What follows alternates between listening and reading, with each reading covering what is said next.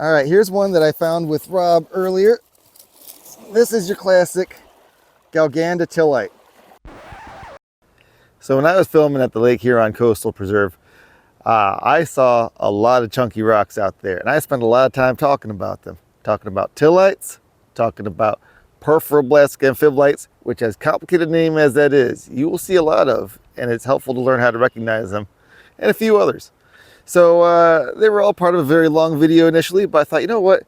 This is a good subject to just separate and talk about by itself. So let's have a look at some of those chunky rocks from the Lake Huron Coastal Preserve.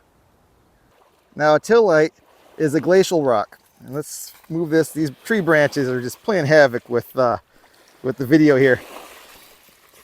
A tillite is a glacial rock.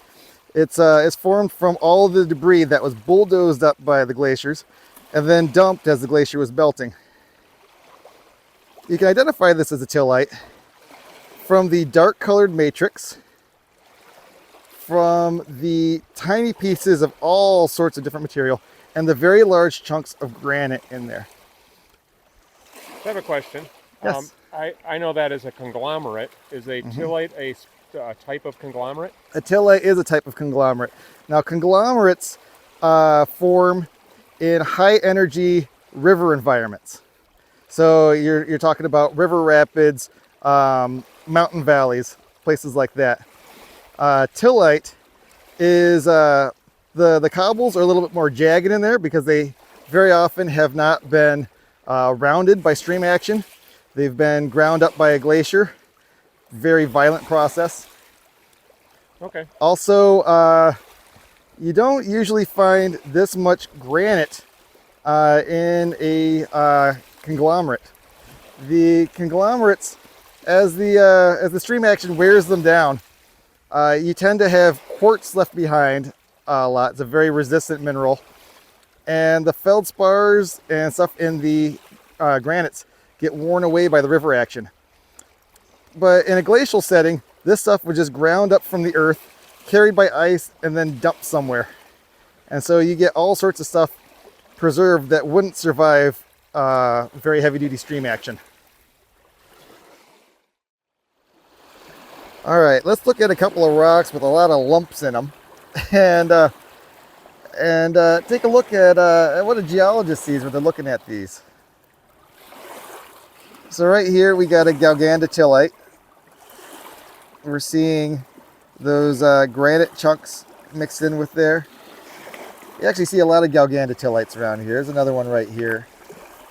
But what I really want to look at here is this guy right here. Now, why don't you take a moment and tell me what you think this might be. And here, I'll tell you what, Rob, you're not a geologist, so it's not fair of me, but you go ahead and tell me what you think we're looking at here. We're talking about these little spots here. Well, those are some of the key features, but the rock overall, you can tell me what you think the rock is or what you think those features are. Okay, my guess, I don't know much, but I would say gray wacky for the rock. Gray wacky is definitely a fair guess based on the color. These dark rocks out here are often gray wacky, but it wasn't a fair question because this is a real tough, complicated one. But it is a type of rock that we see a lot of out here, and it makes it worth understanding. The key feature you want to look at are these blebs in here. These guys. Look at how weirdly shaped they are.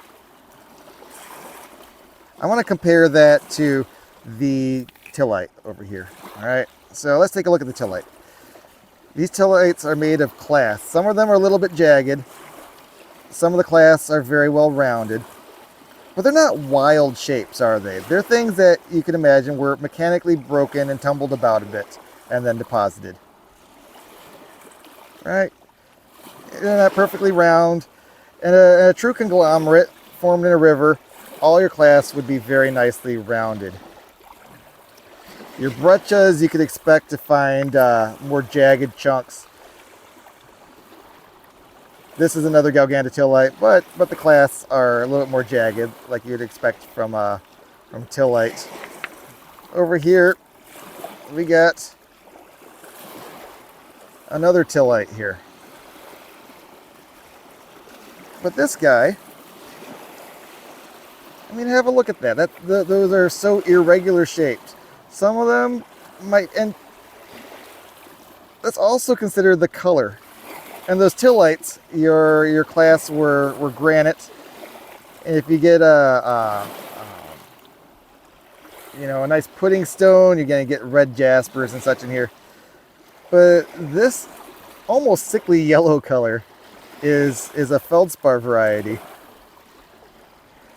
And you can see that these were not mechanically broken and put in here. These actually grew in place. You can tell from that odd shape to them that they grew in place. What you have here is a metamorphic rock. This is more advanced metamorphic than a gneiss. This is probably an amphibolite. And amphibolites are very advanced metamorphic rocks. They've undergone a lot of cooking to get to where they're at. And as that metamorphism happens, feldspars like this grow in place, growing outward and consuming the surrounding rock to a limited extent. These are called Porphyroblasts. And you would call this a porphyroblastic amphibolite. Go ahead and try saying that 10 times fast. No.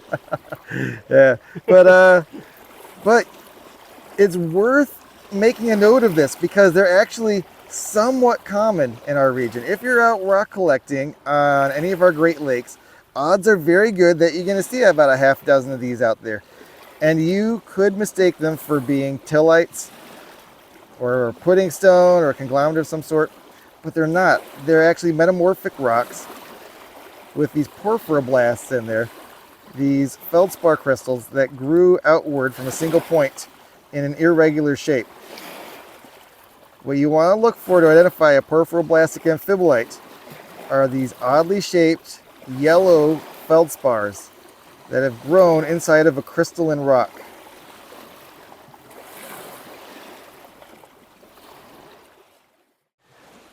All right, so right after I filmed that little bit about the porphyroblastic amphibolites, Rob pointed out that there were a couple of pieces that were probably even better than the one that I was showing off.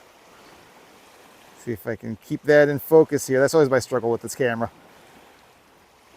There we go, let's toss that down and find another one in my back pocket. There we go. Now you can see here, this one's not purely yellow in the porphyroblast. You get red in there. So it doesn't have to be all yellow, as I was describing earlier. But yellow is one of the major color components in those porphyroblasts in our region. I don't want to speak to porphyroblasts all around the world. There's a lot of variety. But in our region, you're looking for those yellow feldspars. And you can have other colors mixed in.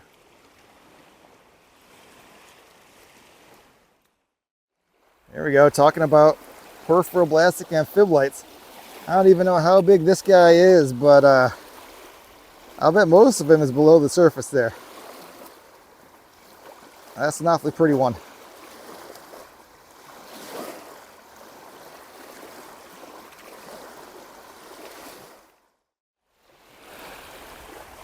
All right, we got a Galganda Tillite here. Now compare that to the porphyroblastic amphibolite we saw just a few minutes ago. Can you see the difference? Look at the shapes of the clasts. Color helps, but the shape is really what's going to help you out most. All right, let's really drill in the whole porphyroblastic amphibolite and Tillite and conglomerate thing here. Here is a porphyroblastic amphibolite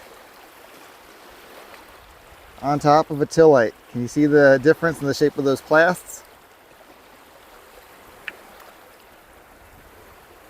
That's what we're talking about. All right, well earlier we were talking about porphyroblastic amphibolites. Here's a chunky rock. It's full of these feldspar looking crystals. But you see that they're not irregular shape. In fact, you notice that they're all roughly the same shape. Even if they're oriented in different directions, they're all pretty tabular. That's the kind of thing you expect to see from porphyry minerals, not porphyroblasts, but porphyry minerals. These are called Phenocrysts. These are crystals that formed deep under earth in a magma chamber and were carried up by the lava and then frozen in place when the lava cooled.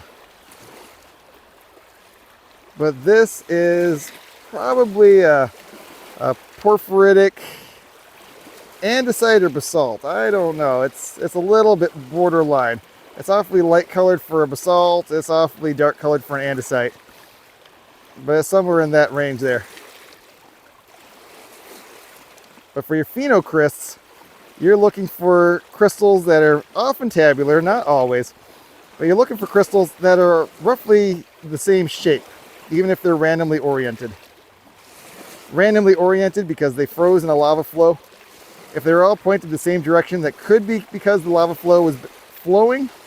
But if crystals are all pointing in the same direction, very often that indicates that you're looking at a metamorphic rock and that they formed in place under stress. All right, well, this guy here is a Puddingstone. How do I know this is a Puddingstone? Because it has a single jasper clast in it. Well, this is one of the funny things about Puddingstones, though. You can get Puddingstones that are chock full of stuff, but if this one class was missing, would you ever identify that as a Puddingstone? Absolutely not, even though it's the same unit. Oh, it's got a second class. But, yeah. You don't need to have a ton of jasper in it to call it a Puddingstone. You gotta have some. But just keep in mind that Puddingstone is a colloquial name for the rock based on the color of it. It's not really a technical classification. So if you felt that video on chunky rocks was a little bit too brief, I wholeheartedly agree. It wasn't meant to be a standalone video. I just ended up talking about them for too long at the Lake Huron Coastal Preserve. I'll make a better video, a longer video about them later. I won't make you wait too long to watch it, and it'll be more thorough, and you'll get a better look. Hope you found this video helpful. Now get out there, have some fun, know what you're looking for.